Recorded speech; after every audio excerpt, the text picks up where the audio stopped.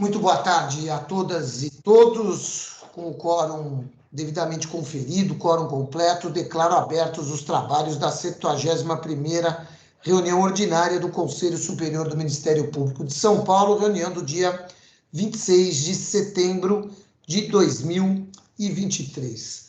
Saúdo a nossa corregedora geral, nossa co-corregedora, né, como gosta de pontuar o doutor Motauri, doutora Liliana Mercadante Portari. Cumprimento igualmente a nossa secretária, doutora Tatiana Vigiane Bicudo, e, como de praxe, peço licença para saudar os demais membros deste colegiado, em nome do nosso decano, doutor João Machado de Araújo Neto. Cumprimento igualmente os nossos companheiros de trabalho aí, que ficam no audiovisual, nas filmagens, assim como todos os demais companheiros e companheiras que estão conosco no dia a dia deste importante colegiado da Administração Superior do Ministério Público de São Paulo. Item primeiro da pauta, rapidamente, é sempre a leitura, votação e assinatura da ata da nossa última reunião. Essa ata foi enviada a todos os membros deste colegiado. Eu indago se há alguma observação. Em não havendo qualquer observação, então podemos considerar aprovada a ata da última reunião. Eu gostaria de pedir aos membros deste colegiado que, antes de passarmos às comunicações dos ilustres conselheiros, e até mesmo dos avisos, eu vou passar a palavra para a doutora Tatiana já, nós pudéssemos estabelecer uma inversão de pauta por conta de compromissos aqui em Brasília. Então, se todos concordarem, passo a palavra para a doutora Tatiana, que está aí com os avisos. Não sei se temos aí, doutora Tatiana, falecimentos e votos de louvor, e na sequência entraríamos na pauta administrativa, se todos concordarem. Podemos, colegas? Sim. Com a palavra, doutora Tatiana, que não chegou aqui para mim em Brasília. Doutora Tatiana, os avisos aí de louvor, os votos de louvor e de pesar.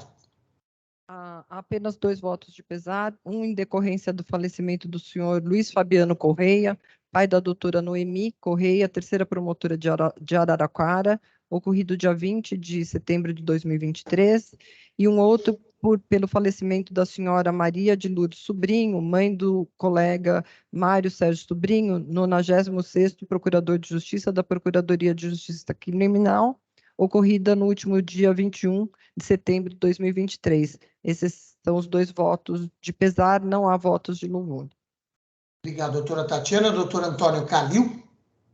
Só pela ordem, senhor presidente, aqui veio a notícia do falecimento do pai do doutor Palhuca, que é procurador de justiça aposentado. Eu não tenho ainda o nome dele completo, mas se pudermos fazer, depois eu forneço. Tá, muito obrigado, doutor Calil. Acho que podemos já consignar, né, votos também de pesar pelo falecimento do pai do nosso colega Palhuca, que, aliás, tem frequentado nossa Associação Paulista do Ministério Público lá no almoço quase todos os dias. Então, podemos aprovar, colegas, votos de pesar? Muitíssimo obrigado. Então, com a inversão da pauta, passamos imediatamente para a sessão administrativa, pedido de vista formulado pelo colega conselheiro, doutor Marco Antônio Ferreira Lima, em relação ao pedido de afastamento para prestar serviço perante a Comissão Interamericana de Direitos, protocolado 166177/23. O interessado é o doutor Rogério Sanches Cunha, 17º Promotor de Justiça de Campinas. Relator é o ilustre conselheiro doutor João Machado.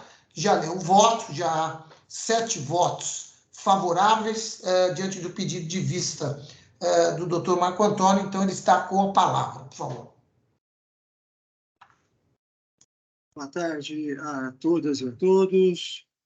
Senhor Procurador-Geral de Justiça, doutor Mário Sarrubo, em nome de quem peço licença para saudar a todas e a todos presentes nessa sessão, de forma próxima ou de forma remota.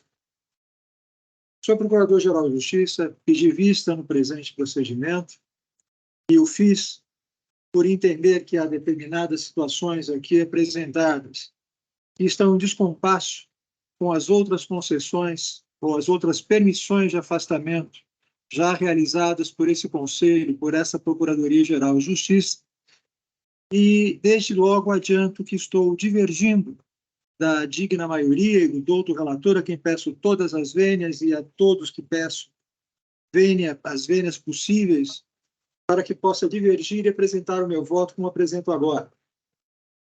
Trata-se de pedido formulado por interessado em afastar-se de suas funções típicas para prestar serviços, grifo, perante a Comissão Interamericana de Direitos Humanos em Washington, D.C., Estados Unidos da América, grifo novamente, pelo prazo inicial de 12 meses.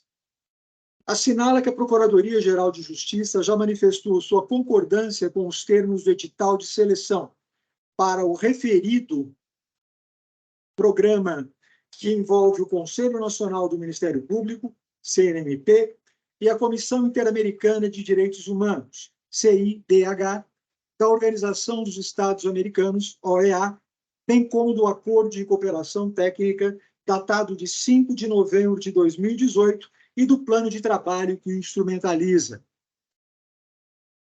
Arremata dizendo que, destaco, o início dos serviços, fecho o destaque, ocorrerá no dia 1º de novembro de 2023, sendo que o afastamento deve ocorrer 15 dias antes para que possa possibilitar ao interessado as providências necessárias.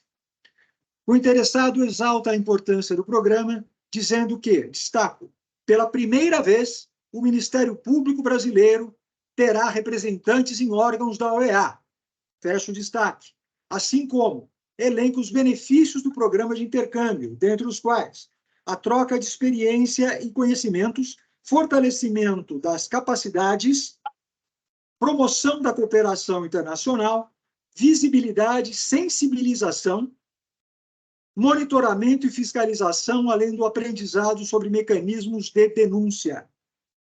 Houve regular tramitação procedimental, parecer favorável da Corregedoria-Geral do Ministério Público e da relatoria deste Conselho. O voto foi levado a plenário e, após debate, houve pedido de vista por parte deste conselheiro. Nada obstante, decidiu a presidência por prosseguir com a votação, havendo 7 votos favoráveis ao afastamento e outros 3 deliberando por aguardar o meu voto vista. Assim se decidiu.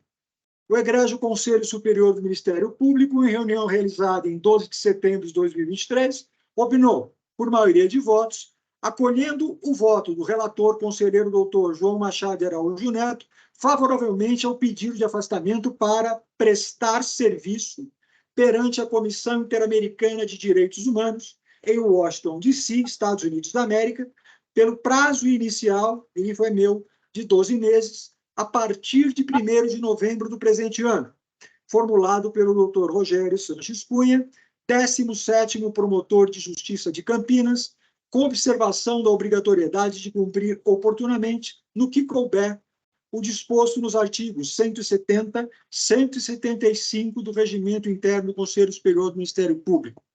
Acompanharam o voto do relator os conselheiros Jurandir, Tatiana, Bonilha, Calil, Liliana e Sarrubo. Deliberou-se por dar vista do presente expediente ao conselheiro Dr. Marco Antônio Ferreira Lima, solicitando o conselheiro presidente Outrocim que apresentasse o seu voto na reunião seguinte, diante da proximidade do início do programa. Aqui me justifico, senhores conselheiros, digno procurador-geral, não o fiz por estar experimentando uma internação hospitalar já pelo 13º dia. Mas faço hoje em respeito à necessidade e à celeridade que o pleito, em tese, foi me afirmado, estaria a exigir.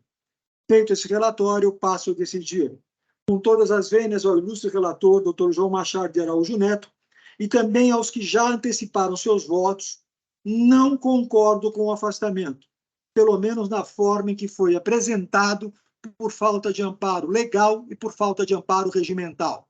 Justifico. Rogério Sanches Cunha, 17º Promotor de Justiça de Campinas, destaque meu, atualmente designado como assessor da Procuradoria-Geral de Justiça perante o Centro de Apoio Criminal, CAOCRIM, pretende que este Conselho autorize o seu afastamento para que possa, abro aspas e destaco, prestar serviço perante a Comissão Interamericana de Direitos Humanos em Washington, D.C., pelo prazo inicial de 12 meses. Fecho aspas e cesso destaque. O protocolado foi encaminhado para a digna Corregedoria Geral do Ministério Público, que acolheu o pedido nos seus estritos termos e sob amparo dos artigos 170 e 175 do Regimento Interno do Conselho Superior do Ministério Público. A questão quanto a esta fundamentação, dentre outras, foi debatida em plenário e deliberou a maioria que o afastamento era legítimo e não se diferenciava de outros tantos deferidos, dois deles, inclusive, na mesma data e que haveria precedentes neste colegiado com situações idênticas à que é apresentado. Entretanto, ao contrário do que se quis fazer acreditar, esse pedido é inédito e fere princípios basilares da administração pública sobre ser a legalidade, a probidade, a transparência e a eficiência dos atos administrativos típicos. A precedência que se quis colacionar é totalmente diversa, conforme se demonstrará. Em 26 de junho de 2018, em procedimento de relatoria da digna conselheira, doutora Ana Margarida Benedutti, o eminente ex-procurador-geral de Justiça, doutor Luiz Antônio Guimarães Marrei, teve autorizado o afastamento do seu cargo, não era assessor, para atender convite da Organização dos Estados Americanos, OEA, para exercer a função de chefe da missão de combate à corrupção e impunidade em Honduras. Desde logo já se vê que a atuação perante a OEA não é inédita, coloco entre aspas. Sua justificativa foi a importância da contribuição do Ministério Público na repressão a esse tipo de delito, corrupção. O que se vê? Função, finalidade, tipo específico de delito transnacional, que é a corrupção. Sua Excelência, doutor Marrei, faço destaque, chefiou uma missão, foi escolhido pelo secretário-geral da OEA, Luiz Almagro, e seu presidente, Juan Orlando Hernández. Não se despreza, em absoluto, as credenciais do requerente e, muito menos, sua capacidade para enriquecer o Ministério Público onde quer que se apresente ou represente nossa instituição. Todavia, afastar um membro que estava no exercício de suas funções por tempo determinado para chefiar uma missão com finalidade específica é bem diferente de prestar serviço com prazo inicial de 12 meses, sem prazo final e sem objetivo estritamente estabelecido. Por mais de uma vez se enalteceu aos predicados do interessado por se consagrar vencedor no certame que teve acirrada disputa no Brasil. Acredito, porque não vi nos autos, tenha sido um processo seletivo cuidadoso e de ampla concorrência.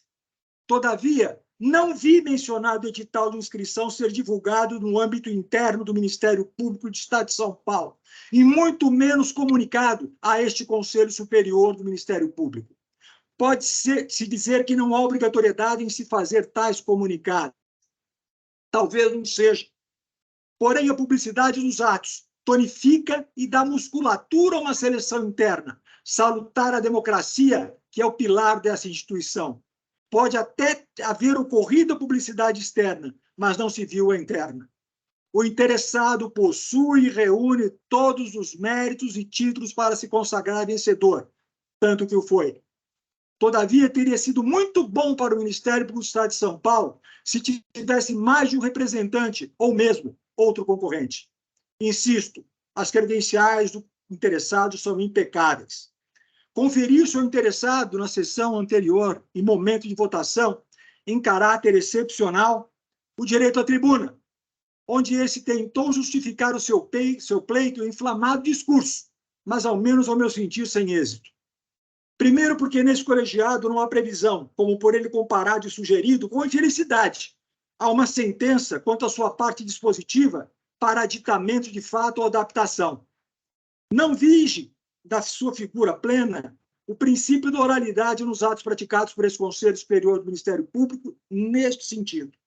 Nosso regimento não prevê aditamento oral de voto.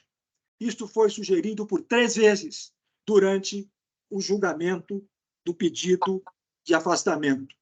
Esclarecimento, sim, mas não aditamento, como foi sugerido. O voto é previamente disponibilizado aos conselheiros e é esse que será posto em votação.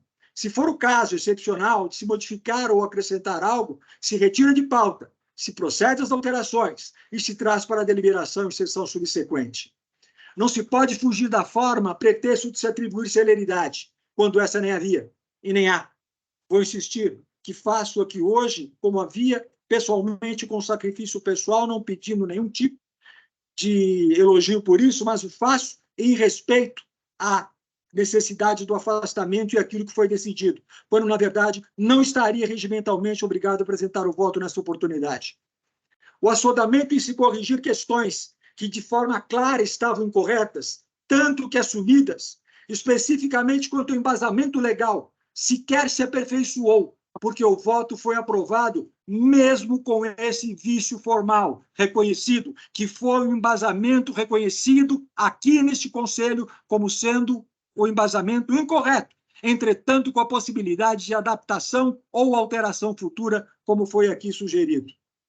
Retornando, não é verdade, como se aduziu, abro aspas e destaco, pela primeira vez o Ministério Público Brasileiro terá representantes em órgãos da OEA.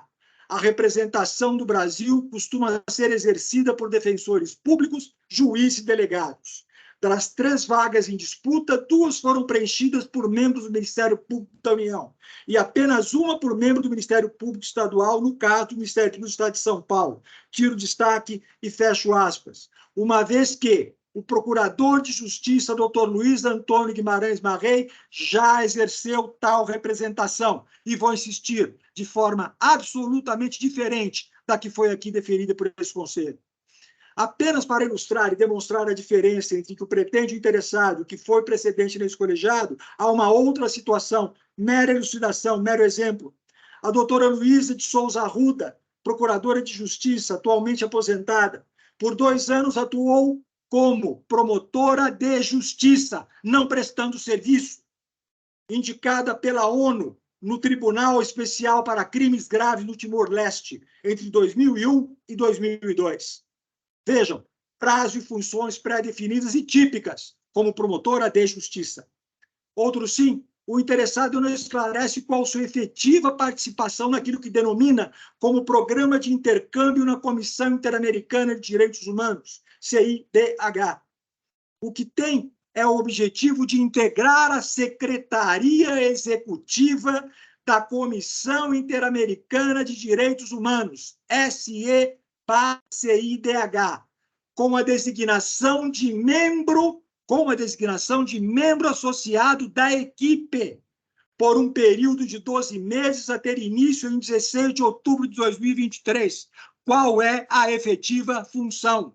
Qual é a efetiva finalidade?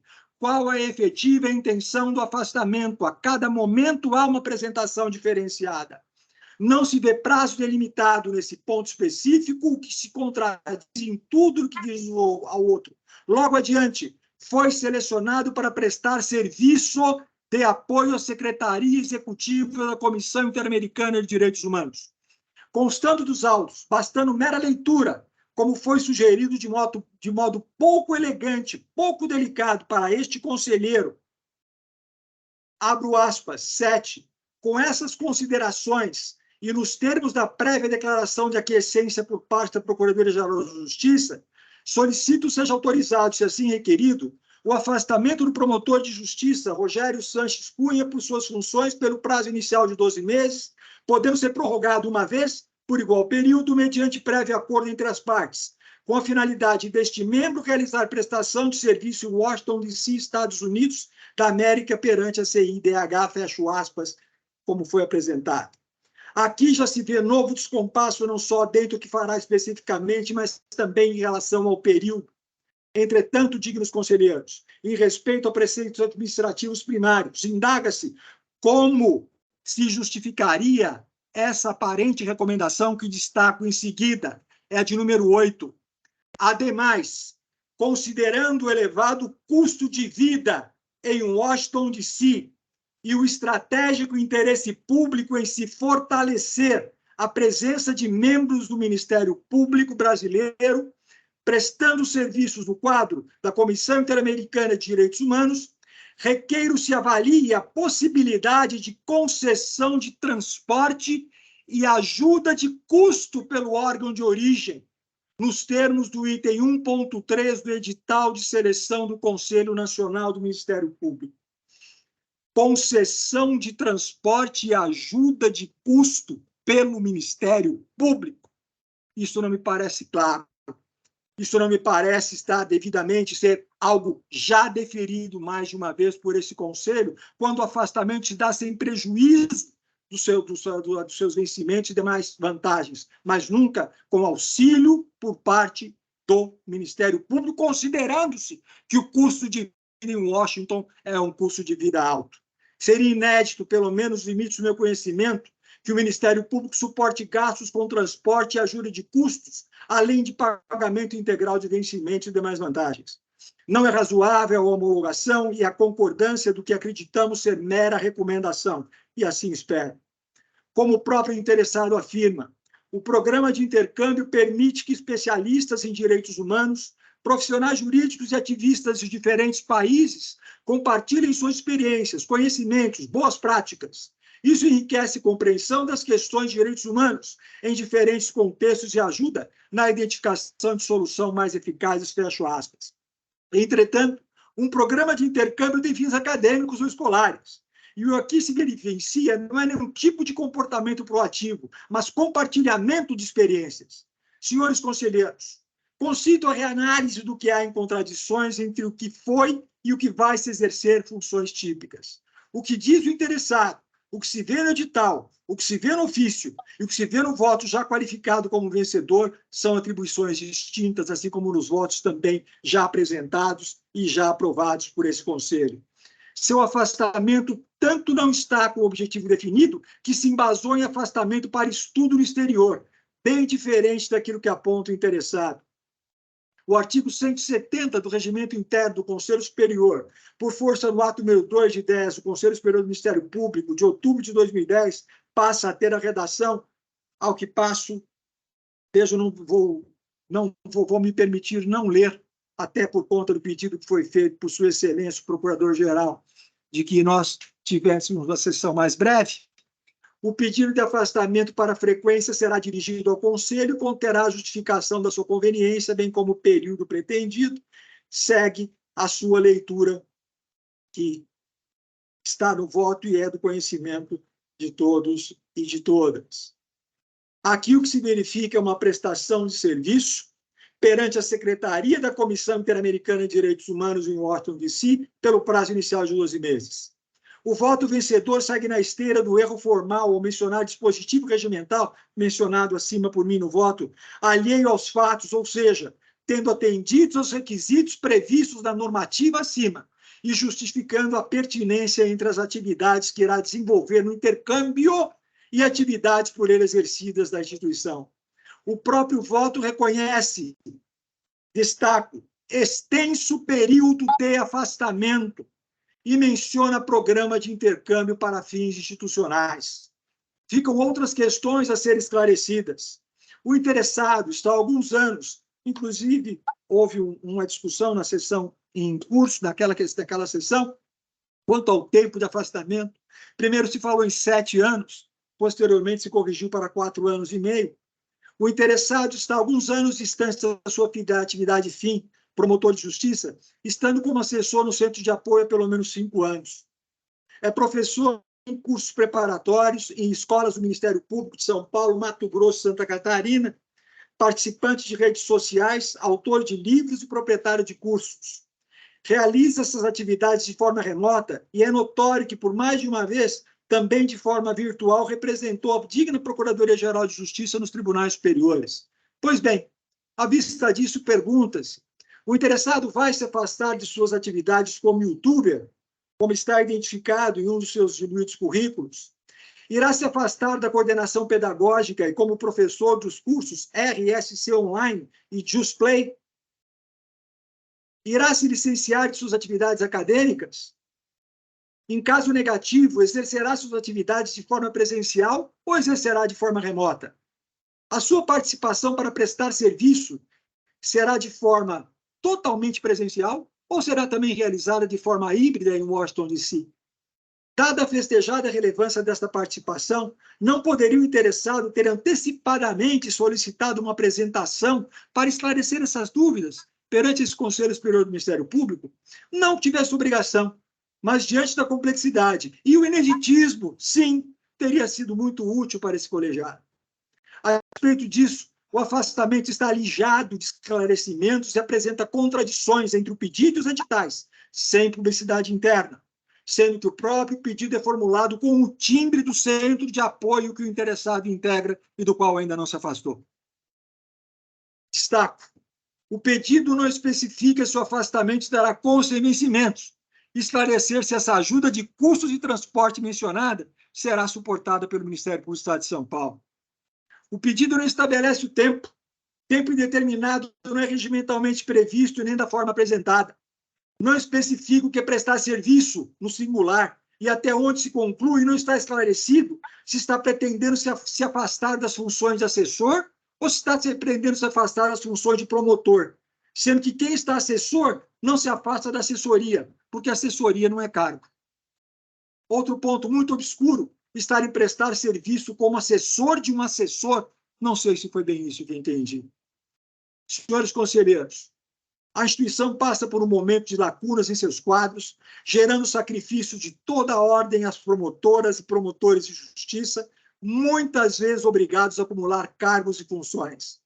O quadro de assessores da administração superior, que em números reais se desconhece, não segue o mesmo destino e não é incomum que se realizem promoções e remoções sem que membros do quadro de assessores sequer ocupem os cargos para os quais são inscritos. E promotoras e promotores de justiça têm a necessidade de acumular cargo para os quais assessores foram promovidos e não ocupam. Na hipótese, o cargo interessado, já sacrificado por seu afastamento para assessoria, permaneceria bloqueado por mais quantos anos? E afastado no exterior, poderia se inscrever para promoção ou remoção? Trata-se de pergunta retórica, não aguardo resposta. Não se desconhece as significativas e honrosas credenciais do interessado, todavia está afastado há anos da atividade fim, e agora se afastará por mais tempo de sua comarca. Não se nega um mérito digno interessado, reconhecido professor, palestrante, autor de livros jurídicos, coordenador pedagógico de cursos, entretanto, há anos prestando relevante serviço em centro de apoio distante de sua atividade fim. Por óbvio, todo o seu arcabouço jurídico seria ainda mais relevante em missão oficial com designação específica, se ainda estivesse no exercício das funções ministeriais próprias. Reiteradamente, o tema movimentação de carreira e abertura de todos os cargos vagos e de concursos de ingressos vem sendo tratados por esse colegiado. Agora, afastamentos como esse, sem finalidade formal estabelecida, não têm amparo regimental para ser atendido. Este Conselho já decidiu, por sua maioria, o destino deste julgamento. Todavia, esses apontamentos de divergências são essenciais para que se demonstre que, por questões formais delineadas por princípios administrativos, não podem se abrir precedentes, como aqui já se fez, a questão já está decidida. Em suma, todos esses pontos não me permitem, atento aos princípios fundamentais da administração pública e com base em nosso regimento interno e lei orgânica, concordar com o afastamento da forma em que está apresentado por clara falta de amparo legal. É assim que voto, senhor presidente, agradecendo pelo uso da palavra.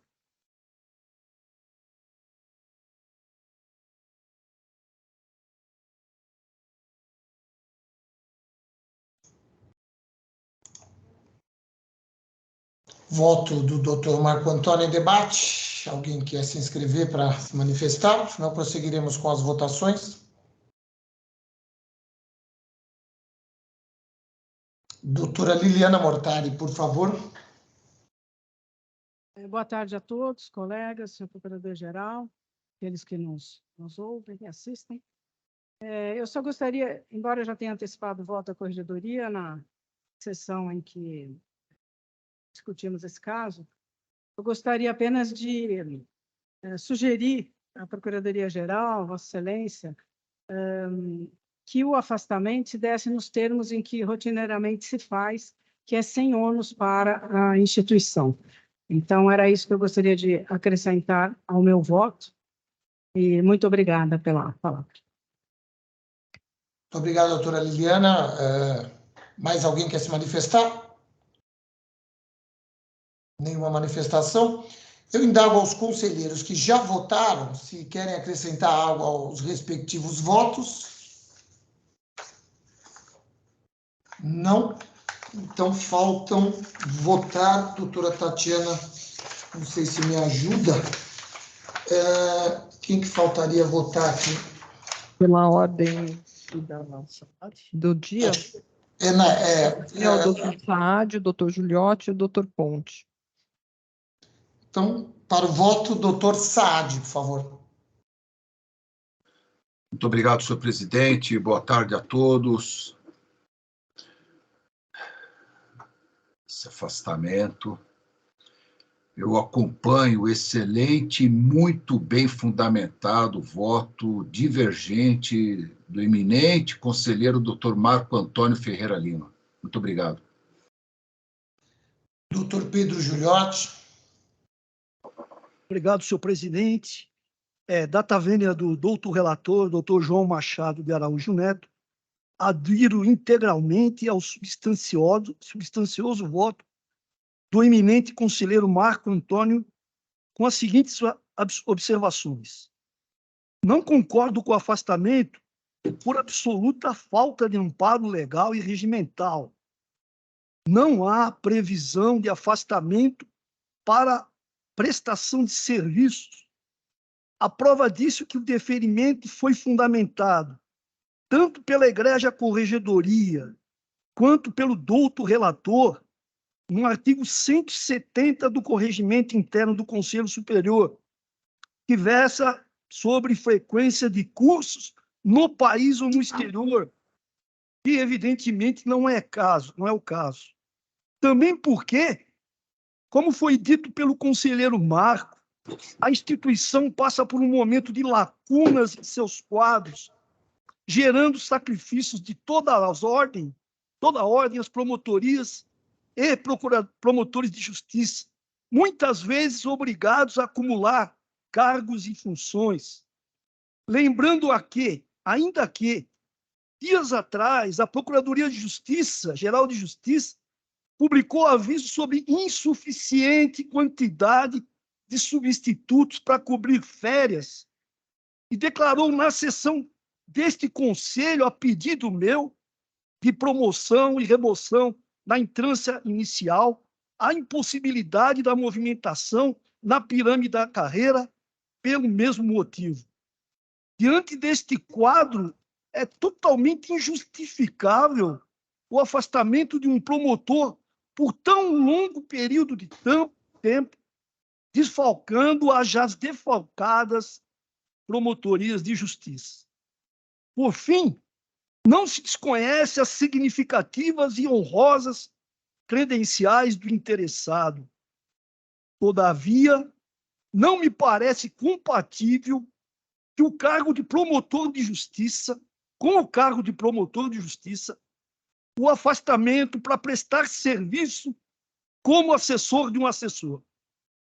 Senhores conselheiros, espero que no futuro a história julgue este afastamento deferido por maioria por este egrégio conselho. Muito obrigado. Doutor Antônio Carlos da Ponte. Boa tarde a todas e a todos. Gostaria de cumprimentar os colegas que integram esse colegiado.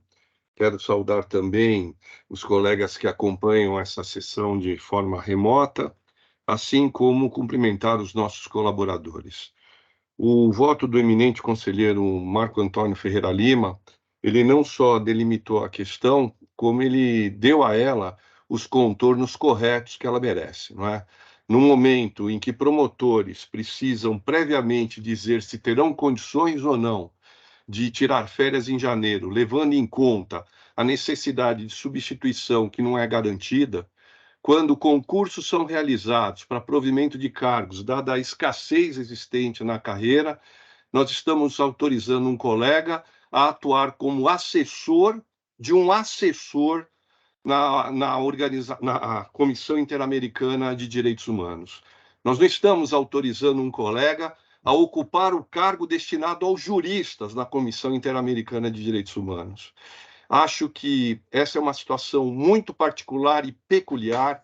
que não se confunde em absolutamente nada com os afastamentos que foram mencionados pelo conselheiro Marco Antônio, dos quais eu destaco em especial o da doutora Heloísa de Souza Arruda, que foi, na verdade, convidada para estabelecer, auxiliar na construção de um sistema de justiça no Timor-Leste. A situação aqui é absolutamente diferente. E uma situação que, em meu sentir, não merece acolhimento de maneira alguma por parte deste Conselho Superior. Como foi colocado pelo conselheiro Marco Antônio, nós estamos falando de um colega que está afastado da atividade fim há um bom tempo e que vai continuar afastado mais um tempo considerável. E o seu cargo, que é um cargo extremamente importante, que é de promotor de justiça de Campinas, continuará bloqueado em prejuízo dos colegas da comarca. Então, eu quero cumprimentar o conselheiro Marco Antônio Ferreira Lima pela sua sensibilidade, pelo seu compromisso com o interesse público, uma vez que ele está lançando esse voto do hospital, e isso prova o comprometimento dele para com a carreira e com a instituição, e subscrever integralmente os termos da sua judiciosa manifestação e de seu exemplar voto. Então, eu voto contrariamente também ao pedido de afastamento.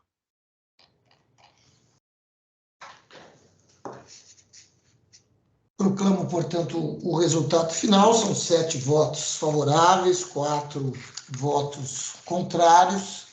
Eu esclareço mais uma vez, apenas a título de esclarecimento, insisto, que foi publicizada essa oportunidade para a classe, a pedido do Conselho Nacional do Ministério Público, tanto que concorreram pelo Ministério Público de São Paulo pelo menos 5 colegas, né? Dr. Rogério Sanches Cunha, ora requerente, Dr. Pedro André Picado Alonso, Márcio Augusto Frige, Fabiola Sucassas Negrão e Fernando Pastorello Kfouri, hoje desembargador. Esses colegas concorreram com outros 200 e tantos colegas de todo o Brasil.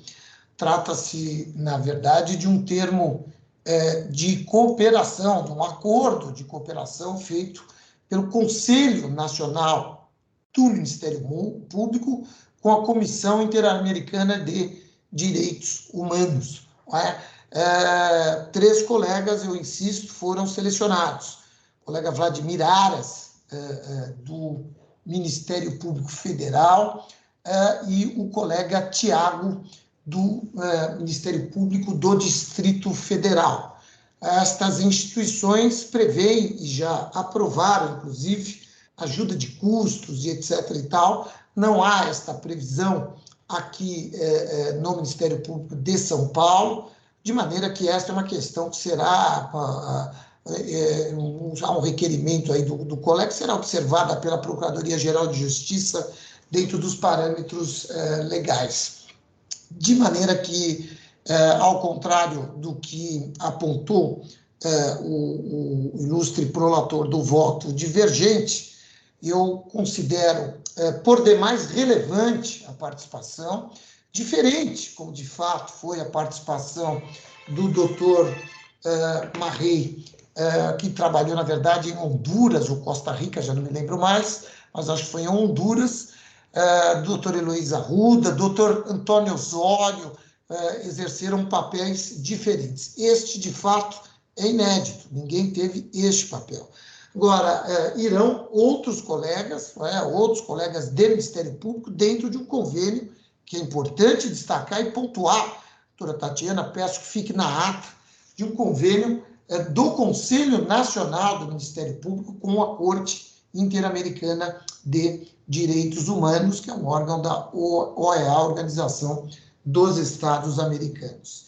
Destaco, por oportuno, que as atividades do colega Rogério Sanches, as atividades acadêmicas, não dizem respeito ao Ministério Público, como de resto as nossas atividades acadêmicas, como eu e outros conselheiros temos atividades acadêmicas, e outros tantos colegas temos atividades acadêmicas. Portanto, elas não devem estar na pauta das discussões deste colegiado. O que importa é o afastamento e os termos deste afastamento. Destaco por oportuno que os demais afastamentos que foram mencionados aqui, doutor Luiz Antônio Guimarães Marrei, doutor Luiz Arruda, doutor Antônio Osório e tantos outros aí que ocorreram, todos foram lastreados também nesse mesmo dispositivo legal, por conta, na verdade, do interesse institucional destes afastamentos, porque são experiências que são agregadas à instituição Ministério Público,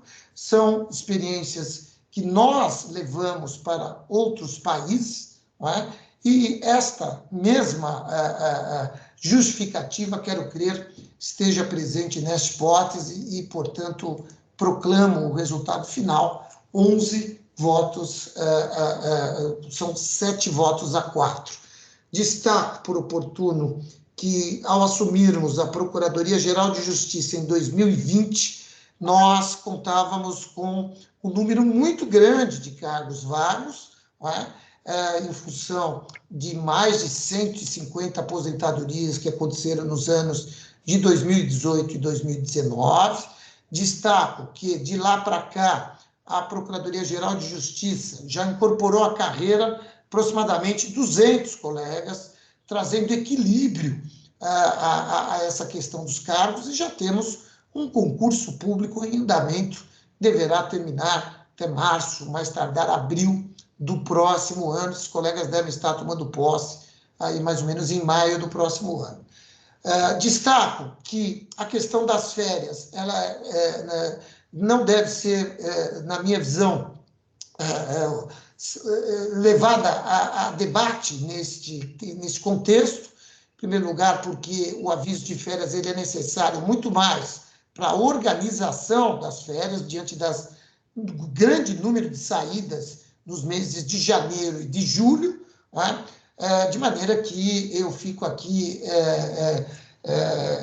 imaginando que não há qualquer prejuízo, não é a saída por um período do doutor Rogério Sanches que vai prejudicar as férias de quem quer que seja. Destaco, por fim, que o acordo de cooperação feito pelo Ministério Público, pelo Conselho Nacional do Ministério Público, com a Corte Interamericana de Direitos, ele prevê o afastamento por 12 meses, prorrogável por mais 12 meses. Esse termo de acordo está juntado ao expediente. O item 2.4 é muito claro quando ele diz 12 meses de afastamento e, se as partes concordarem, pode ser prorrogado por mais 12, de maneira que nós estamos autorizando 12 meses e daqui 12 meses avaliaremos a oportunidade e a conveniência de mais 12 meses de afastamento para o doutor Rogério Sanches. Então, eram estas as considerações que eu faria ao final desta votação, proclamando o resultado final autorizado a ida do doutor Rogério Sanches por 7 votos a favor, 4 votos contrários. Eu vou pedir licença aos membros deste colegiado para deixar a sessão.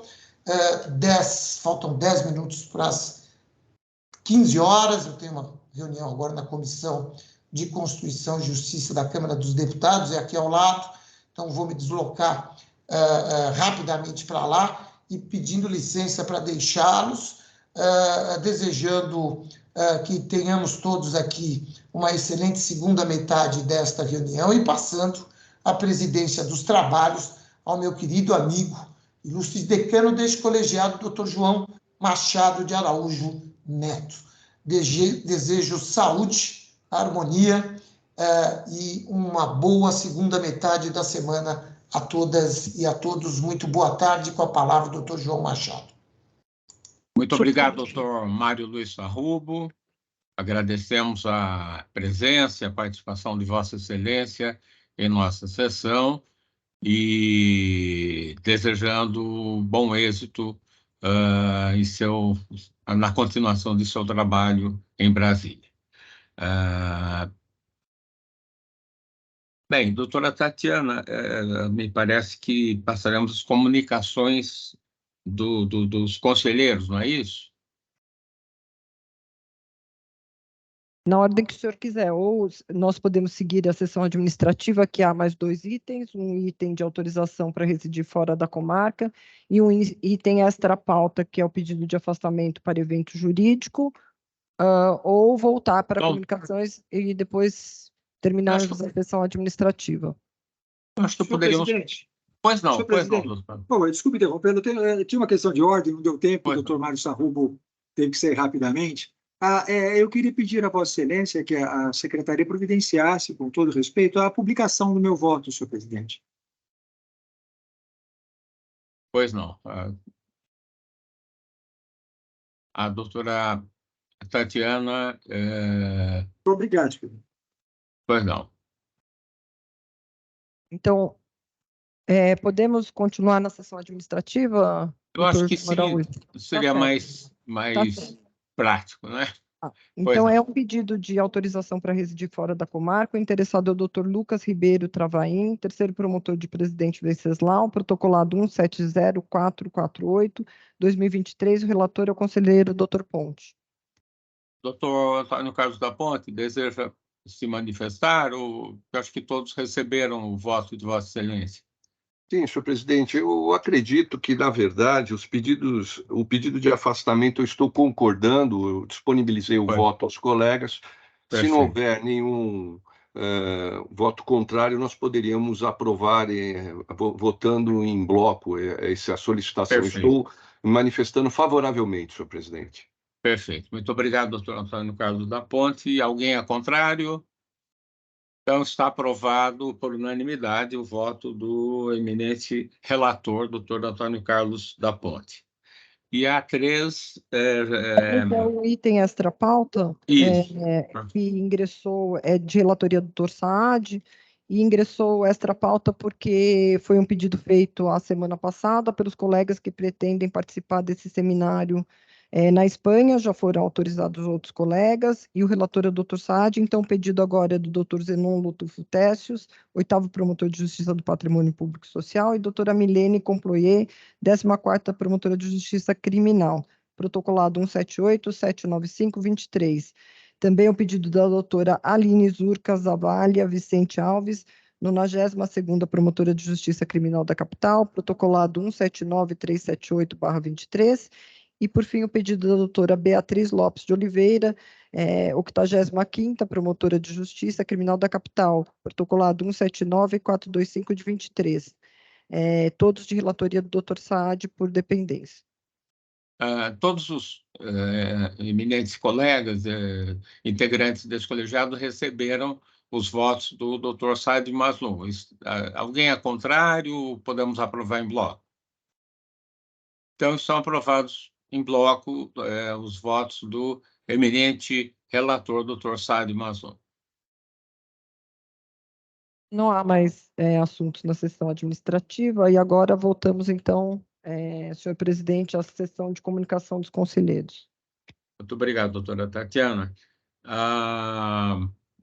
Inicialmente, passo a palavra a Vossa Excelência para as comunicações. Pois não, boa tarde a todos e todas. Inicialmente, eu cumprimento o nosso Procurador de Justiça interino, doutor João Machado de Araújo Neto. Cumprimento a nossa corregedora aqui em exercício, doutora Liliana Mercadante Mortari, e os colegas pela ordem de votação. Conselheiro Bonilha, conselheiro Saad, conselheiro Juliotti, conselheiro Marco Antônio, conselheiro Ponte, conselheiro Calil e conselheiro Jurandir. Cumprimento aos nossos servidores que nos assistem e aos colegas que nos assistem virtualmente. Eu não tenho comunicações a fazer, desejando a todos uma boa reunião. Doutor José Carlos Mascari Bonilha, por gentileza.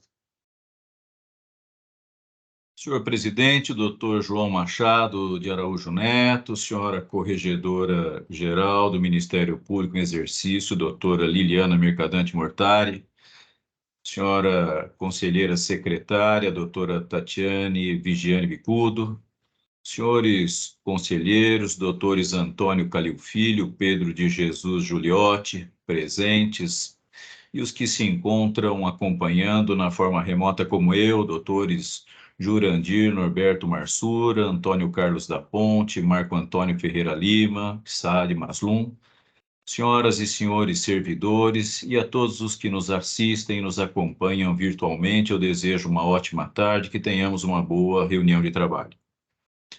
Eu quero chamar a atenção para o aviso 707, que foi publicado na edição do Diário Oficial de ontem, que trata de uma decisão proferida pelo Supremo Tribunal Federal, dando interpretação conforme ao artigo 28 caput e ao seu respectivo parágrafo 1º, normas do Código de Processo Penal. Normas pelas quais se impõe aos promotores e promotoras, ao promoverem o arquivamento de inquérito policial ou de procedimentos de natureza idêntica ou semelhante, que procedam à intimação do investigado, da autoridade policial e da vítima. A vítima, inclusive, pode manifestar o seu inconformismo lançando um singelo não concordo com a promoção de arquivamento, que levará esse tema à revisão pela Procuradoria-Geral de Justiça aqui no Ministério Público ou alguma outra Câmara temática setorizada que venha a ser criada e instalada.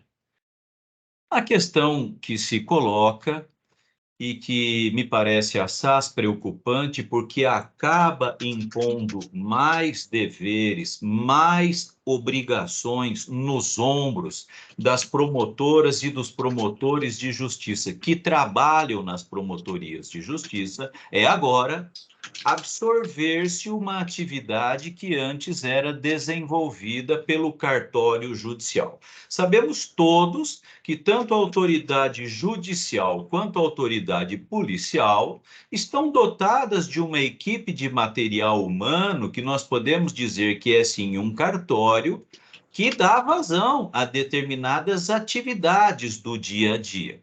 O Ministério Público, conquanto tenha evoluído enormemente ao longo das últimas décadas, estar hoje dotado de uma estrutura de analistas, de oficiais, de auxiliares, acaba não estando hoje com um corpo de servidores, corpo esse capaz de absorver mais essa demanda.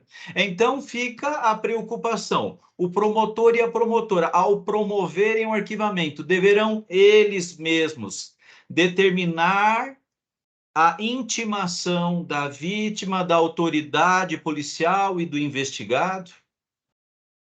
Em sendo positiva a resposta, de que maneira o farão?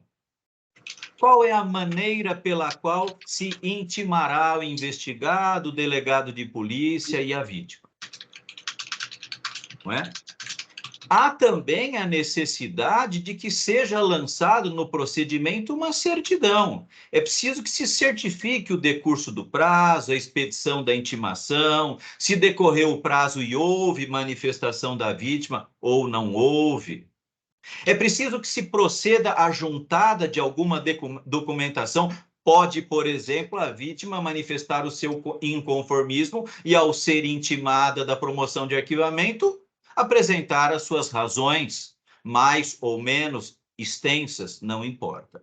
Então, todas essas atividades se somarão às tarefas árduas que já sobrecarregam os nossos colegas que atuam na primeira instância. Os nossos servidores terão um token, à semelhança do que acontece com os servidores do judiciário, que poderão lançar nos autos certidões ou determinação de juntada de alguns documentos, não é? São algumas questões cujas respostas ainda se encontram no ar. O aviso, evidentemente, impõe mais tarefas aos promotores, mas não diz com precisão, com exatidão, de que maneira se dará essa intimação. De que maneira o promotor intimará a vítima, o investigado e a autoridade policial. Portanto, eu gostaria de indagar ao nosso procurador-geral, chefe da nossa instituição, como isso vai na prática se realizar. Por exemplo, nós aqui neste colegiado lançamos os nossos votos, as nossas decisões, mas as intimações nós não tomamos conhecimento. Isso vai para a própria Procuradoria-Geral, que faz as intimações publicadas pelo Diário Oficial do Estado. Não é? É de se questionar, é possível que se estabeleça um paralelo entre as intimações realizadas pelo órgão aqui da Administração Superior, Conselho Superior do Ministério Público, e as atividades realizadas pelos promotores de justiça? Eles podem, por exemplo, eu faço a indagação, evidentemente não estou afirmando, é possível, por exemplo, que os promotores remetam para a Procuradoria-Geral para que ela faça publicar a intimação pelo Diário Oficial, à semelhança, volto a dizer, do que acontece com este colegiado que integramos? Então, eu gostaria de trazer esse tema para a consideração deste colegiado, em especial, clamando para que o presidente deste conselho, o senhor Procurador-Geral, busque, de alguma maneira, equacionar esse tema, de modo a não assoberbar ainda mais a atividade daqueles que estão na primeira instância. Os que estão na primeira instância, sabido por todos, falam nos processos, nos procedimentos, nos inquéritos.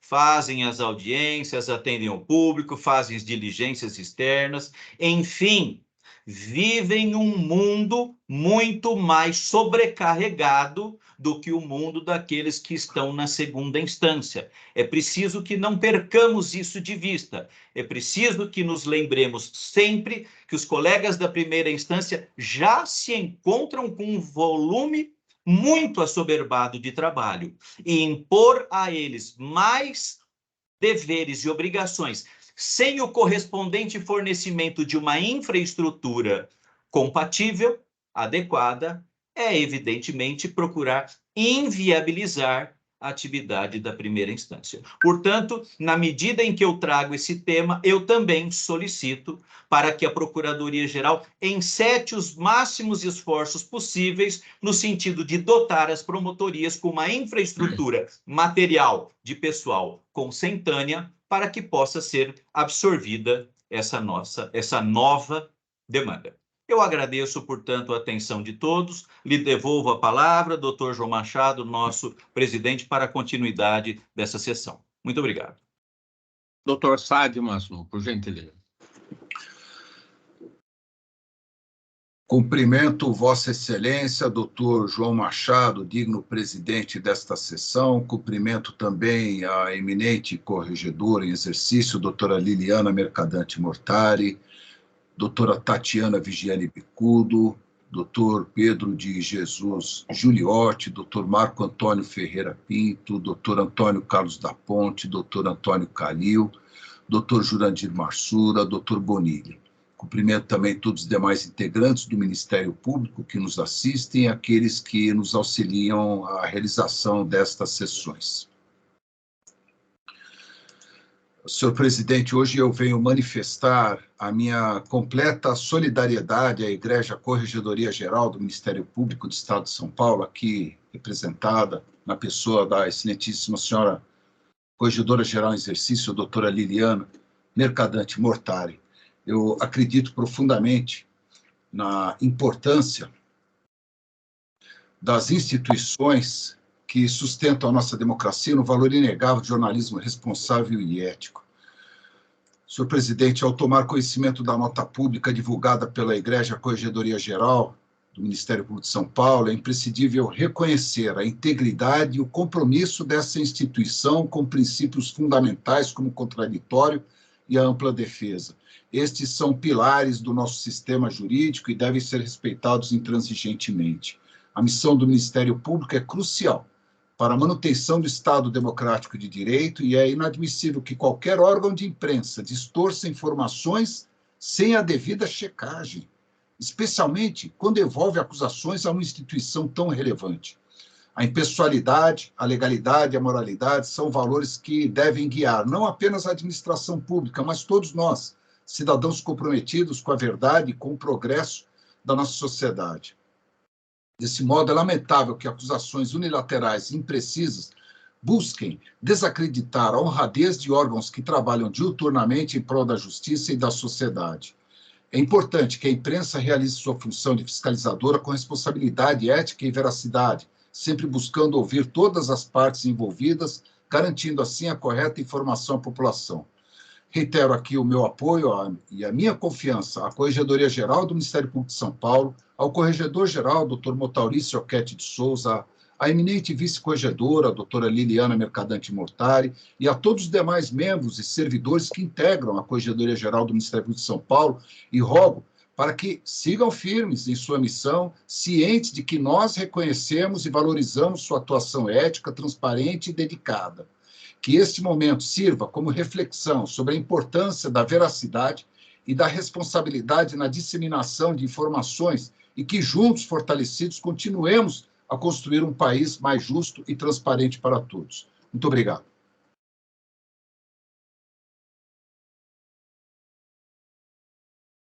Doutor Pedro de Jesus Juliotti, por gentileza. Obrigado, senhor presidente. Da pessoa do eminente presidente desse egrégio conselho, doutor João de Machado de Araújo Neto, saúdo todos os membros desse egrégio conselho, saúdo os colegas e as colegas que nos assistem e nossos valorosos funcionários, sem os quais essa reunião não se realizaria. Como foi dito pelo conselheiro Bonilha, foi publicado no Diário Oficial o aviso 707/2023, que trata do fluxograma do arquivamento do inquérito policial, extraído da decisão do Supremo Tribunal Federal, nas ADIs 6298, 6299, 6.300 e 6.305. Penso que este aviso vai impactar sobremaneira as promotorias de justiças criminais, e a sua revisão, reanálise, é urgente. Por isso, tentei chamar a atenção do PGJ, antes que ele saísse da reunião, para que ele ouvisse a minha sugestão. Penso também que a egrégio corregedoria deveria se debruçar sobre os impactos desse aviso nas promotorias de justiça criminal. Por isso, resolvi fazer essa manifestação com sugestão. E também espero que ela seja analisada com urgência pelo Procurador-Geral de Justiça, pois, como eu disse, vai gerar muitos impactos nas promotorias criminais. O artigo 28 do CPP, na sua redação antiga, estabelecia o seguinte: se o órgão do Ministério Público, ao invés de apresentar a denúncia, requerer o arquivamento do inquérito policial ou de quaisquer peças de informação, o juiz, no caso de considerar improcedentes as razões invocadas, fará a remessa do inquérito ou peças de informação ao Procurador-Geral, e este oferecerá a denúncia, designará outro órgão do Ministério Público para oferecê-la, ou insistirá no período de arquivamento, ao qual, então, estará o juiz obrigado a atender. Já na redação dada pela Lei 13.964, de 2019, a redação do artigo 28 passou a ser seguinte: ordenado o arquivamento do inquérito policial ou de quaisquer elementos informativos da mesma natureza, o órgão do Ministério Público comunicará à vítima, o investigado e a autoridade policial, e encaminhará os autos para a segunda instância de revisão do ministerial para fins de homologação na forma da lei. Por sua vez, as ADIs já citadas teria decidido o seguinte: arquivamento. Segundo o STF, ao se manifestar pelo arquivamento do inquérito policial ou de quaisquer elementos informativos da mesma natureza, o Ministério Público submeterá sua manifestação ao juiz competente e comunicará o fato à vítima, ao investigado e à autoridade policial, podendo encaminhar os autos para o Procurador-Geral ou para a instância de revelação criminal, quando houver para fins de homologação. Senhores conselheiros, tal determinação de submeter sua manifestação ao juiz competente não consta da atual redação de lei. Penso, data vênia, com todo respeito à Superior Corte, que assim decidir, o Supremo Tribunal Federal está legislando, inserindo providência não prevista pelo legislador. Assim, sugiro que o Procurador-Geral de Justiça embargue, recorra dessa decisão, ou provoque outros órgãos de representação nacional do Ministério Público para que o façam, caso isso seja possível. E, considerando que, para cumprimento dessa decisão do STF, será necessário que se reforce a estrutura das já sobrecarregadas promotorias de justiça criminais, com analistas, funcionários, estagiários, porque haverá um acréscimo de serviço aos colegas que, ao arquivar um IP, agora deverão intimar a vítima, o indiciado e o delegado. A vítima ainda poderá provocar a revisão do arquivamento com um mero e-mail dizendo não concordo.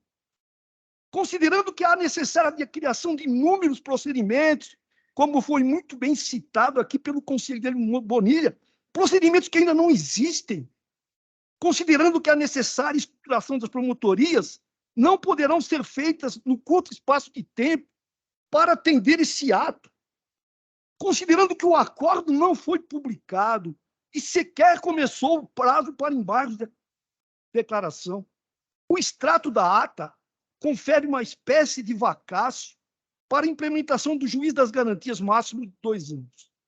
Assim, sugiro, diante de todas essas considerações, aliás, vou reiterar a sugestão apresentada pelo doutor Nico Maciel, na reunião que teria sido realizada com os secretários das promotorias criminais.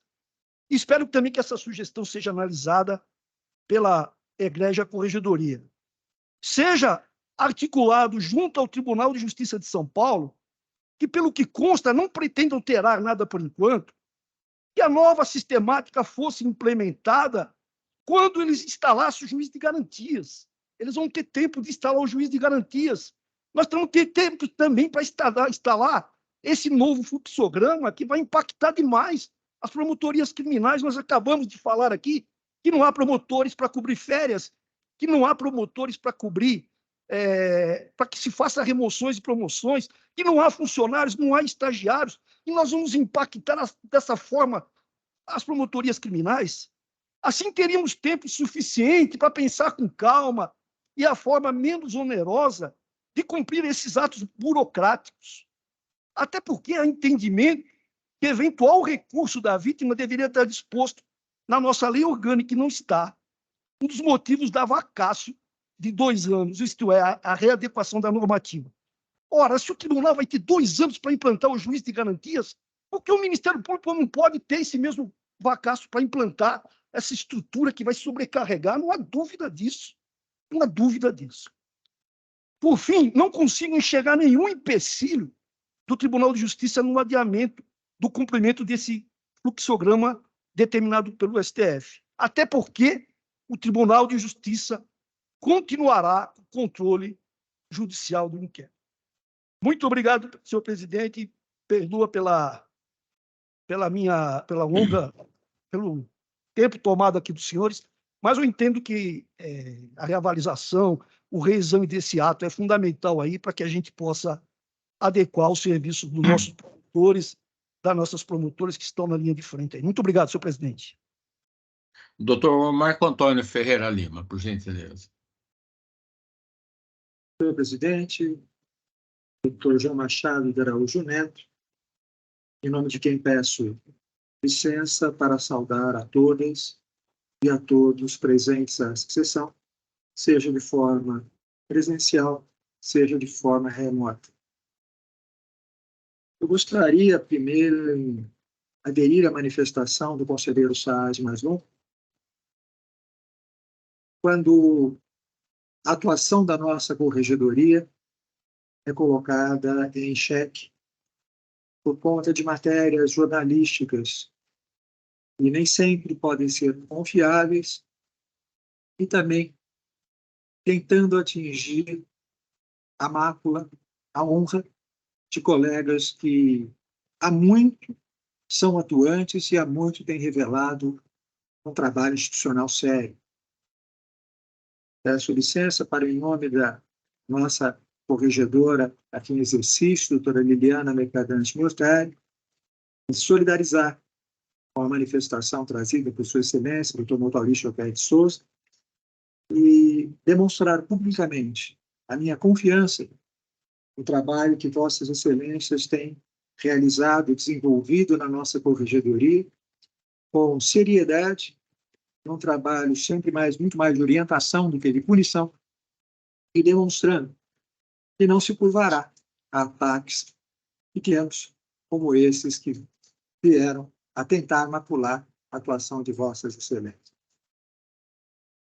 De outro lado, eu não vejo como deixar de aderir à manifestação trazida foi bastante enfática pelo conselheiro Sarti. Eu não vejo nenhuma necessidade de assodamento para a publicação do ato mencionado hoje no nosso Diário Oficial. A questão envolve muito mais diálogo de uma administração que sempre se proclamou, sempre se autodenominou uma administração democrática e uma administração, sobretudo, vinculada ao bom diálogo, que antes de ter publicado, mencionado o ato, tivesse, talvez com um centro de apoio operacional extremamente ativo, uma subprocuradoria criminal, que também é extremamente ativa, nós sabemos disso, pudesse, antes de mais nada, ter estudado o impacto que mencionado ato traria em relação às promotorias de justiça criminais. Algumas situações foram trazidas, a gente segue alguns colegas em redes sociais, os colegas começam a perguntar-se como seria feita essa comunicação. Aí alguns dizem, seria feito por e-mail, seria feito por WhatsApp, seria feito por carta, com AR. E eu ouvi um colega de uma comarca distante dizer o seguinte, olha, aqui a grande maioria das pessoas vive em zona rural. Só se eu fizer a comunicação via rádio amador ou via caminhão do leite. Porque as pessoas da minha comarca, elas não têm celular. Agora, não. Então, aí vem a solução, como foi apresentado na reunião mencionada pelo doutor Giuliotti, pelo conselheiro Giuliotti. Façam por carta. É verdade, façamos por carta. A Procuradoria-Geral de Justiça vai dispor, a sua diretoria-geral vai dispor de verba para que essas cartas possam ser enviadas. Os funcionários do Ministério Público, eles vão acarretar mais esta função? Ou serão os promotores de justiça que passarão a exercer funções burocráticas ou até de estafetas, cuidando de intimar vítima pelos meios mais impróprios que se possa parecer? O doutor Giuliotti, a excelência, tem toda a razão. Mais uma vez, o Supremo Tribunal Federal legisla.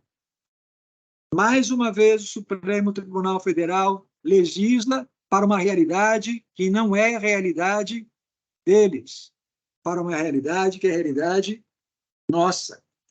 Vinculando uma dinâmica do artigo 28, que é a do juiz de garantias,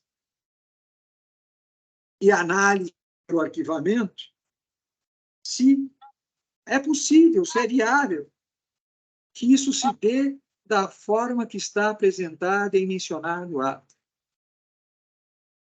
Fica a minha sugestão, e aqui lançada, dada a ausência do Procurador-Geral de Justiça, doutor Mário Sarrubo, para que reveja esse ato. E consulte os colegas primeiro. Não adianta dizer que foi realizada uma reunião prévia com os secretários das promotorias, ou que vai ser realizada uma reunião agora, depois que o ato já está publicado. Vamos rever até soluções de modo político diante de uma instituição que é tão democrática que é o Ministério Público. Nós não precisamos ter vanguarda em erro. Nós não precisamos dizer ao Brasil inteiro que somos vanguardistas em situações ou em atos errados. Nós precisamos ter a humildade de reconhecer a necessidade de repensar que a dimensão do Estado de São Paulo não é a dimensão dos demais estados e do Ministério Público nosso, que é o maior Ministério Público da América do Sul. Faço como minhas as palavras do doutor Giuliotti, entendendo que há necessidade de se repensar, há necessidade de se rever, que o promotor de justiça já não aguenta mais atribuições sobre atribuições, ainda mais quando coroados os afastamentos e os afastamentos para exercícios de cargos de assessoria. De um outro lado, pedindo licença pela ausência do doutor Procurador-Geral, eu já perdi noção, já perdi a ideia do número de vezes que eu perguntei à Sua Excelência a respeito do auxílio acervo. E a resposta foi sempre a mesma. Estamos realizando estudos. Não faremos nenhuma implantação de forma irresponsável. E nisso, o Poder Judiciário, despreocupado com a simetria, implantando, despreocupado com a simetria, aumentando o valor do auxílio acervo, e nós em estudos. Encerrar os estudos colegas. E veio um ato do auxílio acervo. Da forma mais básica previsível, aumento linear. Será que seriam necessários tantos estudos, tantas comparações, para se estabelecer o que é o mínimo? Me desculpem, mas o que eu verifico é que foi implantado de forma a não pagar. Todo respeito, foi implantado de maneira a não pagar. Inclusive porque estaria sob compromisso em janeiro, com a verba restante de dezembro. E mais, por aquilo que nós conhecemos como sendo chamados títulos podres do Ministério Público. As licenças compensatórias, que estão sendo pagas de 2019 e 2 por mês. Não havia necessidade de vir o auxílio acervo como veio. Seria melhor que ele tivesse continuado em estudos e não viesse. Porque da forma que está sendo implantado para efetivamente não ser pago. Eu, mais uma vez, vou perguntar à Sua Excelência, o Procurador-Geral, se esse ato também vai ser revisto, porque nós não fomos vanguardistas, estamos sendo vanguardistas no momento do erro. No momento de implantar uma questão referente ao juiz de garantias com base numa legislatura, com base numa lei, coloco aqui entre aspas, do Supremo Tribunal Federal. Nisso, no erro, somos vanguardistas. No momento de implantação de benefícios, nós precisamos estudar e implantar de maneira a não pagar. São essas as comunicações que eu tenho a fazer, senhor Procurador-Geral, doutor João Machado Araújo Neto, desejando a todas e a todos uma excelente sessão. Muito obrigado. Doutor Antônio Carlos da Ponte, por gentileza. Senhor presidente, eu gostaria de uma vez mais reiterar os meus cumprimentos a todos e, inicialmente, associar-me à nota pública da Corregedoria Geral do Ministério Público, e assim como aderir à manifestação do Dr. Saad Mazloum. Eu não tenho dúvida alguma da seriedade, da responsabilidade e da isenção da atuação da Corregedoria do Ministério Público em relação a todos os fatos que chegam ao seu conhecimento. Não é razoável que uma reportagem seja guindada à categoria de verdade absoluta e, a partir daí, se desconsiderar tudo aquilo que foi apurado por parte da Corregedoria e, principalmente, afastar-se do que efetivamente aconteceu. Então, eu quero aqui reiterar as palavras do eminente conselheiro Saad e associar-me à nota pública da Corregedoria Geral do Ministério Público, que foi subscrita pelos eminentes colegas, o Montaurício Oquete de Souza e a doutora Liliana Mercadante Mortari. Quero também manifestar minha preocupação em relação ao aviso que foi publicado por parte da Procuradoria-Geral de Justiça, o aviso 707 de 2023. O Supremo Tribunal Federal, analisando as ações de declaração de inconstitucionalidade números 6298, 6299, 6300 e 6305, ele julgou parcialmente procedente essas ações diretas de inconstitucionalidade. E, posteriormente, no dia 24 de agosto, ele, na verdade, tratou de 26 temas que foram avaliados dentro do voto condutor. É importante aqui realçar, em primeiro lugar, que essa questão relacionada ao juízo de garantias, ela não foi inserida na nossa legislação recentemente. O juízo de garantias ele foi inserido na nossa legislação por intermédio da Lei 13.964 de 2019, que conta com 3 anos e 9 meses. Então, agora, nós estamos discutindo uma decisão do Supremo que tomou por base um texto legal que conta com quase 4 anos.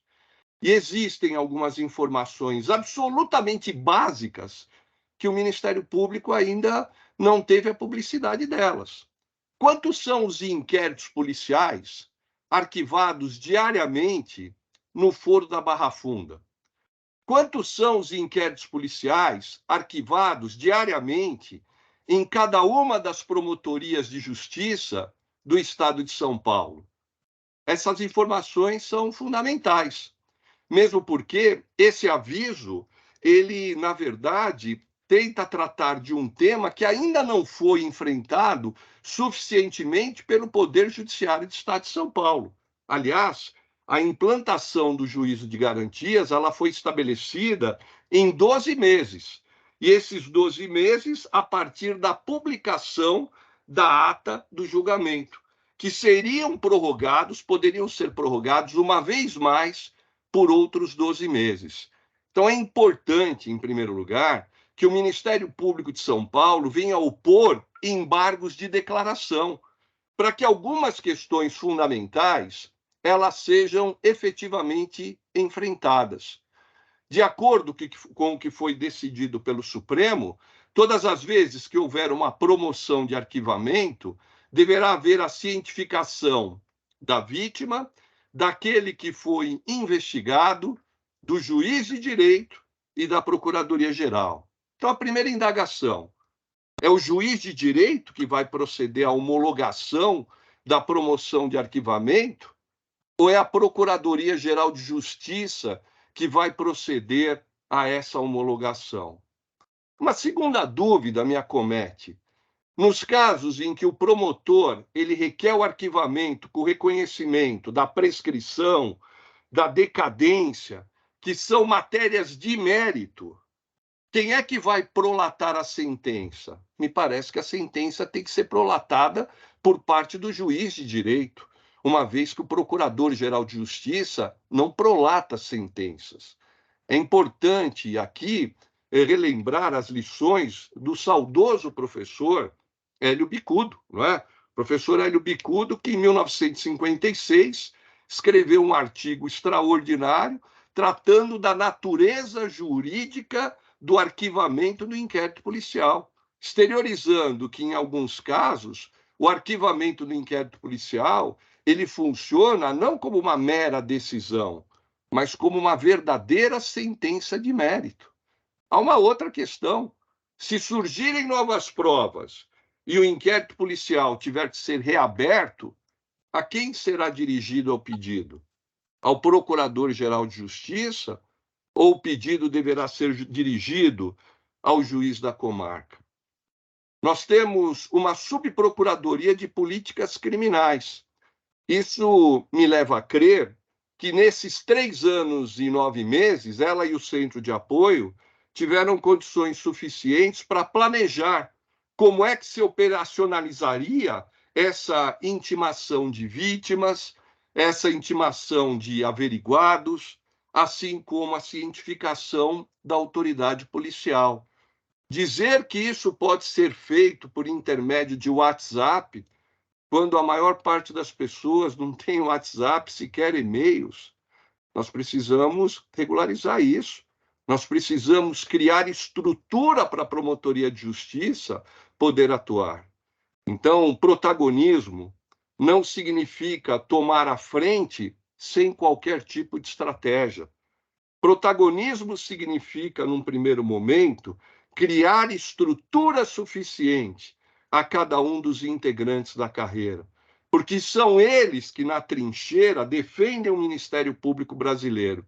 São eles que levam adiante o bom nome da instituição. Não é razoável que um promotor de justiça, que já tem N atribuições, agora ele tenha que se preocupar com outras tantas, sem qualquer tipo de estrutura para tanto. Isso sem contar as diversas promotorias de justiça que estão sem promotores titulares. Então, acho que é importante que o bom senso ele venha a reinar e que teses sejam construídas não de cima para baixo, mas de baixo para cima. Que os promotores sejam ouvidos e que eles possam apresentar alternativas. Porque, na verdade, nós estamos falando de uma matéria, de um tema extremamente caro ao Ministério Público brasileiro.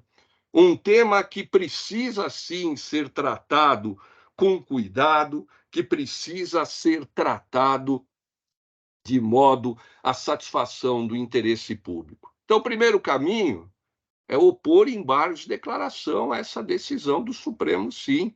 É suspender esse aviso, aguardar o Poder Judiciário implantar o juízo de garantias e o Ministério Público caminhar par e passo com o Poder Judiciário e, dentro do possível, também contar com parte da estrutura do Judiciário, porque o cartório não pertence ao juiz, o cartório está a serviço da sociedade, está a serviço da comunidade. O que não me parece razoável é simplesmente, num momento como esse, dizer aos promotores e promotoras de justiça: a partir de agora, as vítimas terão que ser intimadas, os averiguados também, as vítimas podem eventualmente interpor recursos, a autoridade policial tem que ser cientificada e é necessário que o Ministério Público atue. Atue de que forma? O Centro de Apoio ele existe para isso. A Subprocuradoria de Políticas Criminais serve para isso, para indicar a diretriz, para indicar o caminho, mesmo porque esse caminho ele deve ser institucional. Ele não deve, na verdade, pertencer à gestão A, B, C ou D. Esse caminho deve traduzir uma política de Estado. Ele não pode traduzir de maneira alguma uma política de governo. Então, senhor presidente, eu quero aqui exteriorizar a minha preocupação em relação a esse tema, que é um tema caro, é um tema delicado, e ele não pode ter uma avaliação simplista.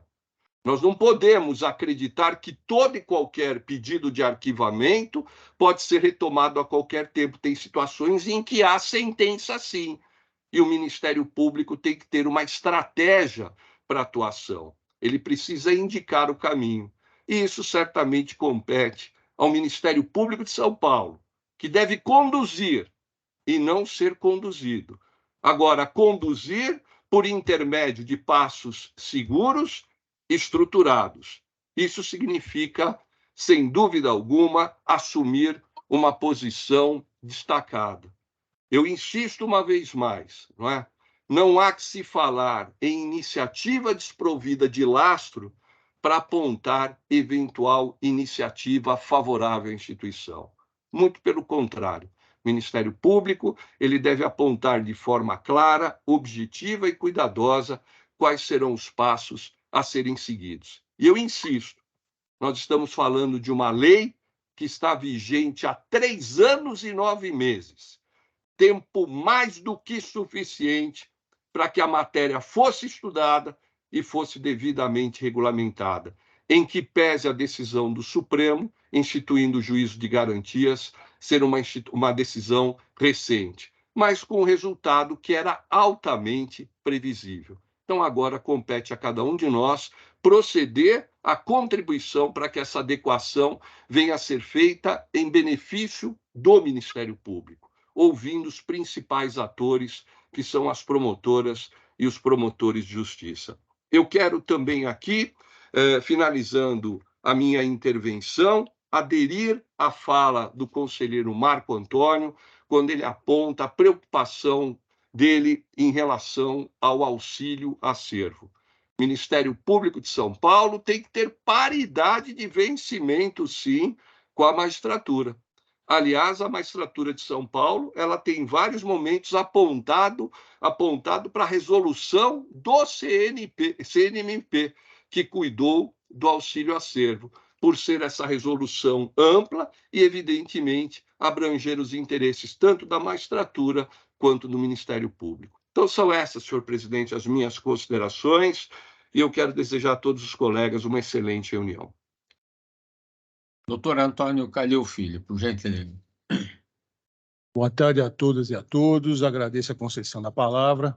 Por amor à brevidade, eu peço vênia para saudar todos que participam dessa reunião, na pessoa do Dr. João Machado de Araújo Neto, nosso presidente, nosso decano.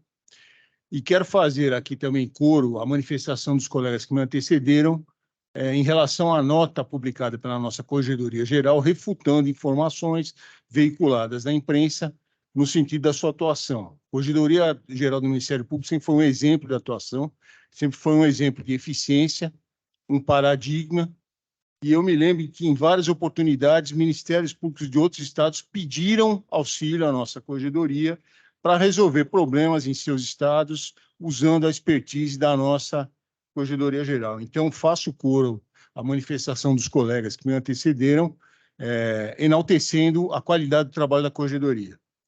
Quero também fazer aqui um breve registro sobre uma questão que vem preocupando os colegas, sobretudo os que atuam na área das execuções criminais, e diz respeito à Resolução 487 do Conselho Nacional de Justiça, que trata, na prática, do fechamento dos hospitais psiquiátricos de custódia e tratamento, e que aqui no estado de São Paulo são 3 e que abrigam cerca de 1.200 internos.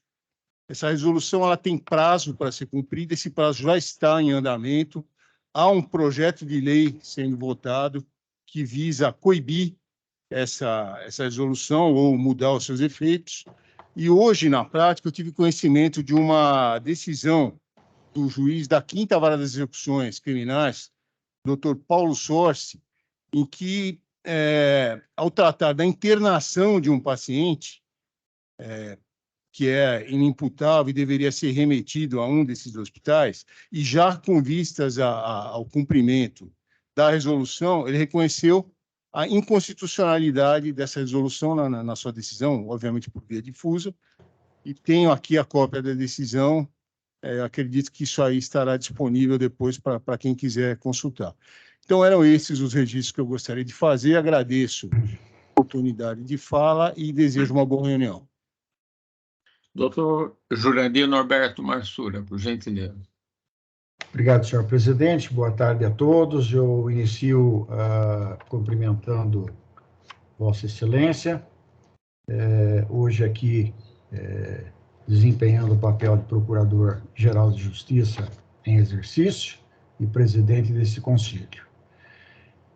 Saúdo também a nossa Corregedora-Geral, aqui presente, a doutora Liliana Mercadante Mortari, a nossa conselheira secretária, a doutora Tatiana Vigiane Bicudo, e demais conselheiros aqui presentes, doutor José Carlos Mascari Bonilha, doutor Saad Maslum, doutor Pedro de Jesus Giuliotti, doutor Marco Antônio Ferreira Lima, doutor Antônio Carlos da Ponte e doutor Antônio Calil Filho.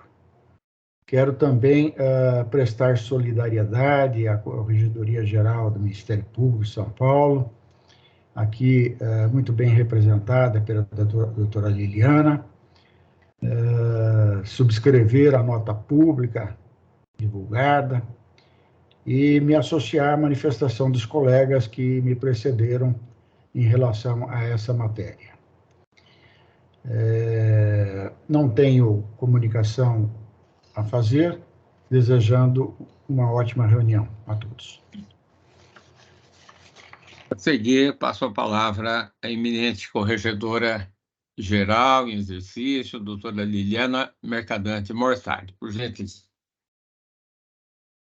Muito boa tarde. doutor João Machado de Araújo Neto, senhor Procurador-Geral de Justiça em exercício nesta reunião, presidente deste colegiado. Em sua pessoa, quero estender meus cumprimentos a todos os integrantes deste Conselho Superior e, bem como cumprimentar nossos servidores que possibilitam a realização deste evento e cumprimentar todos aqueles que nos acompanham e nos assistem. Dr. Motauri Soquete de Souza, nosso corregedor, se encontra com grande parte da equipe na cidade de Presidente Prudente, onde realiza correição ordinária em todos os cargos criminais e ainda GEDUC e GAEMA. E, ao mesmo tempo, eu quero agradecer, sincera e profundamente, todas as palavras endereçadas à Corregedoria Geral do Ministério Público. De fato, a notícia inicialmente vinculada num determinado jornal, que me parece só se processa pela internet, e depois reproduzida ainda por um outro veículo, fez diversas alusões à atuação da Corregedoria Geral aqui de São Paulo, bem como à atuação da Corregedoria Nacional. A Corregedoria Nacional esteve na promotoria mencionada ainda recentemente, salvo engano, na semana passada, para uma correção extraordinária em virtude de uma reclamação que havia sido já endereçada inicialmente ao CNMP, mas que o CNMP havia determinado que se processasse pela nossa corregedoria, e isso, de fato, vinha acontecendo. Em virtude de algumas reiterações pela parte, a corregedoria decidiu se dirigir àquela promotoria e fazer os seus trabalhos, que transcorreram de forma absolutamente normal, é apenas mais uma das atividades de qualquer corregedoria. E antes que se encerrassem os trabalhos e antes que fosse ouvida qualquer outra parte, deu-se vazão, deu-se espaço a somente um dos lados. Por isso que a Corregedoria entendeu ser caso de lançar essa nota pública apenas para esclarecimento e mesmo repúdio dos ataques que sofreu.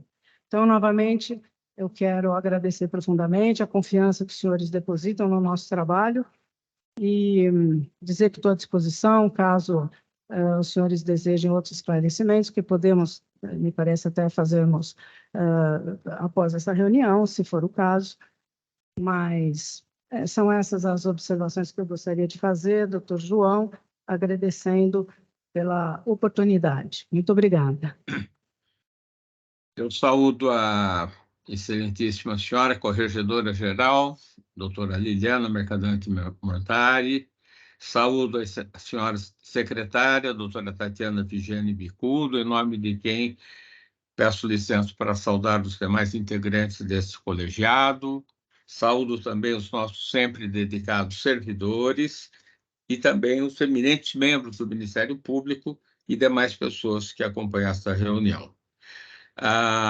Eu também gostaria de manifestar a minha adesão à solidariedade externada à Corregedoria Geral, aqui muito bem representada pela doutora Liliana Mercadante Mortari, ao Corregedor-Geral, doutor Motauri Soquete de Souza, que estão à frente da Corregedoria Geral, num trabalho também envolvendo funcionários e promotores, enfim, que trabalham com seriedade, competência e muita dedicação, e que merecem todo o nosso respeito e a nossa solidariedade. Eu desejo a todos um ótimo prosseguimento de reunião e pergunto à doutora Tatiana Bicudo qual o encaminhamento, se faremos algum intervalo agora ou depois. Senhor presidente, se me permite. Pois não, doutor Ossari.